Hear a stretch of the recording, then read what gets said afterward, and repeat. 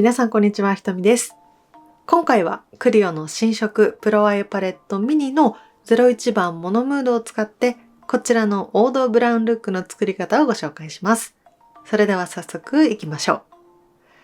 まず右に星で表示したカラーを取りクリースに広げます。クリースは眉下の骨と眼球の間にあるくぼみのことです。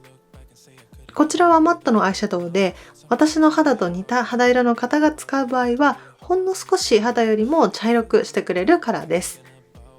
今使っているアイシャドウの真上にあるもう少し濃い色のアイシャドウからスタートさせてもいいんですが、この薄い色から始めることでこの後のグラデーションが作りやすかったので、もしグラデーション作るのが少し苦手だなっていう方はこちらのカラーから始めてみるといいと思います。目の下も同様ですね。同じカラーを全体的に広げます。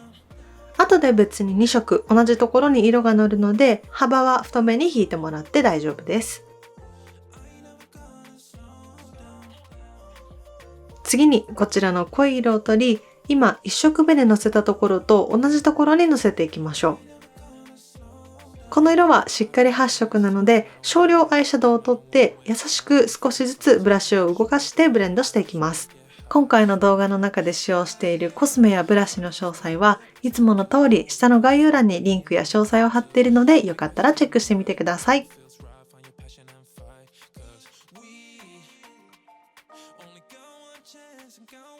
そしたらこの境目のところがあまり綺麗になっていないので何もついてない綺麗なブラシを使って境目のところをなじませます。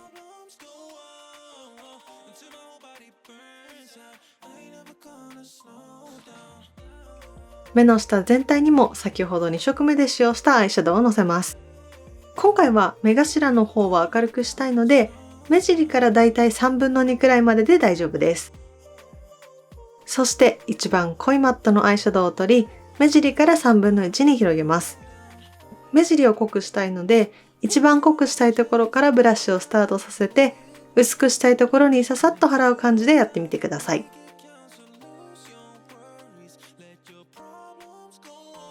で、今これだと綺麗にブレンドしきれてないので細かいところは小さいブラシを使います。この時も濃くしたいところからブラシを始めるとやりやすいと思います。で、まだここがブレンドできていないのでブラシをきれいにしてまだらになっているところをぼかします。この濃いカラーはうまくぼかせるとすごく全体が綺麗に見えるのでやってみてください。あと同じブラシでもう少し濃さを出したいところを今ここでは調節しています。目の下、目尻から3分の1も同じカラーを広げます。この色は今までのせた1色目2色目よりも細くのせると目の下も簡単にグラデーションになるのでやってみました。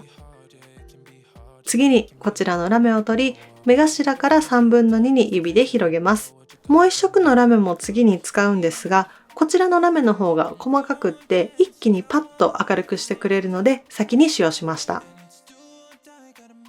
このラメの広げる高さもクリースのところまでです。ラメが密集しすぎていたり、まだついてないところがあれば細かいブラシで調節してください。そしてこの大粒のラメも取り、今さっきのせたラメと同じ場所に広げました。この2色目のラメはもう1色目の時点でかなりキラキラなので、1色目よりは少なめに私は広げています。細かいところは先ほどと同様小さいブラシで整えました。こちらののせる高さもクリースのところまでです。